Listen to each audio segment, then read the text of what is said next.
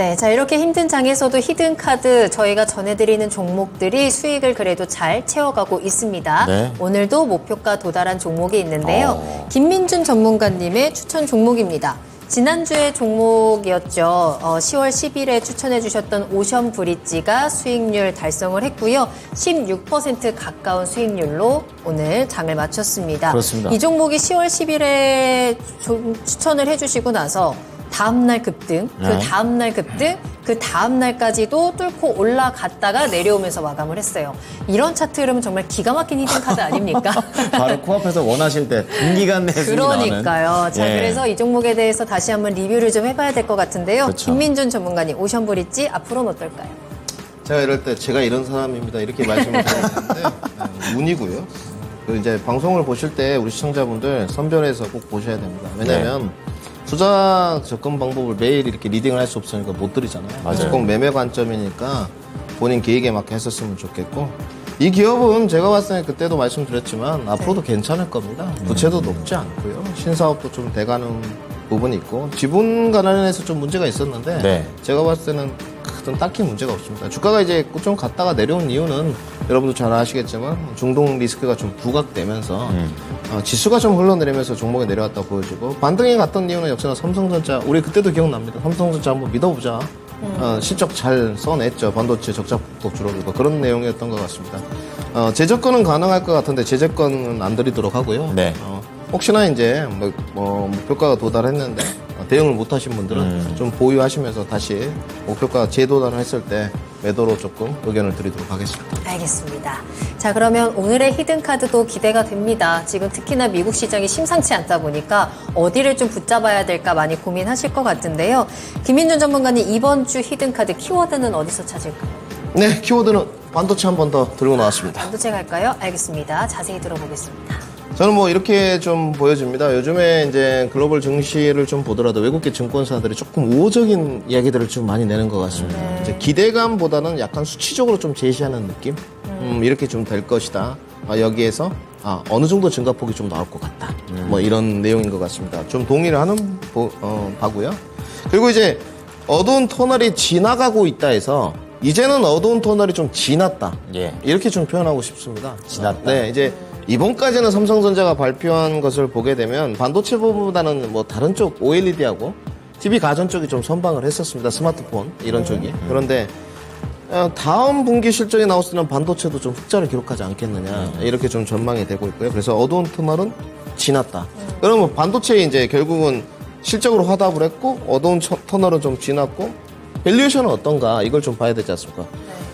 우리 국내 기업에 대한 반도체 밸류는 너무 짠 것 같습니다. 솔직히 말씀드려서 영업이익 650억 기록하는 기업들 정말 많거든요. 자동차 회사부터. 그런데도 좀 반도체에는 짜요. 그래서 저는 부담감 없는 밸류, 그리고 반도체에 따른 선제적인 조정은 이미 받았지 않나 이렇게 잡아봤습니다. 그런데 지금 이제 조금 전에 나온 이슈가 하나가 있는데 반도체 쪽에 약간의 악재가 아닐까 하는 AI 소식이. 반도체. 그러니까요. 이쪽에서 이제 미국의 대중 수출 규제가 강화가 발표가 됐고 저사양 AI 칩까지 금지가 되면서 엔비디아가 타격을 받고 있는데 관련해서 우리 쪽 반도체에도 좀 영향이 있지 않을까요? 이건 좀 내용이 길 것 같은데 저는 중국의 이면 관계가 좀 있다고 보여지고요. 간단하게 말씀드리면 이번에 중동 분쟁의 어떤 키워드에서도 중국이 좀 노릇을 했고요.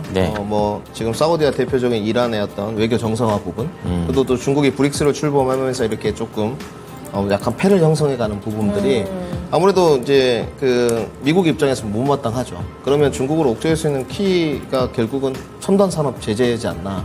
이번에 한국에 관해서는 이제 무기한 유예를 해줬었는데 단편적인 이슈로 단기적인 영향력은 미칠 것 같지만 제가 봤을 때는 새로운 캐시카우 HBM하고 그 다음에 이제 D램의 어떤 고정 가격 상승 부분은 제가 봤을 때 이제는 조금 나타나지 않겠나 보여집니다. 단지 이제 우리 신호대님이 대응을 하실 때 이팔 전쟁하고 이런 부분은 추이를 좀 지켜보시는 게 좋고, 역시나 중국의 단편적인 그 제재 부분에 관해서 내가 대응을 하고 싶다면 단기적으로 대응을 하시는 걸 좀 추천드리고 싶습니다.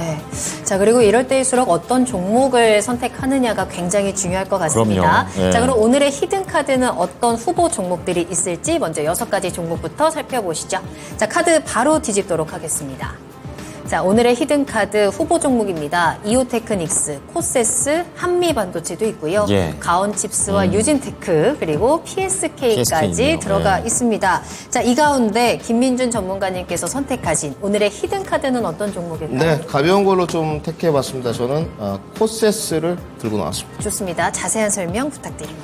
네, 일단은 뭐 우리가 반도체 종목을 볼 때 기술력 부분이지 않겠습니까? 기술력 검증은 좀 끝난 것 같고요. 이제 숄더블 어태치하고 레이저 드릴링을 하고 있는 기술력을 갖고 있는데 네. 중소형 종목이긴 합니다만 네. 많은 실적 부분이 좀 확보가 돼 있는 쪽이고요.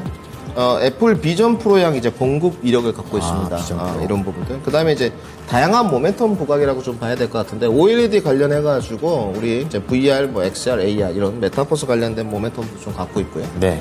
HBM 등도 모멘텀으로 작용할 공산이 좀 있습니다. 그리고 이제 신사업 부분이겠죠. 뭐 하고 있느냐. 여기도 결국은 2차 전지 사업을 또 하고 있습니다. 그러면 지금 주도력이 있는 부분이 반도체하고 2차 전지 부분이니까 네. 지난번에 오션 브릿지도 마찬가지 형태였거든요.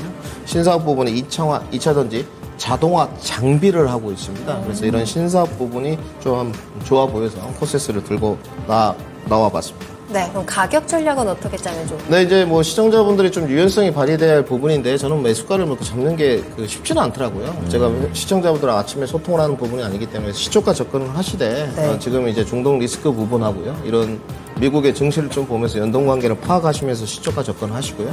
반등 목표가는 11,500원 제시 들어가고요. 손절가는 8,800원 제시 들어가겠습니다. 네, 김민준 전문가님의 이번 주 히든카드 반도체에서 찾아봤습니다. 코세스에 주목을 해주셨고요. 내일 시초가에 접근을 하시면서 11,500원 목표가로 대응해 보시기 바랍니다.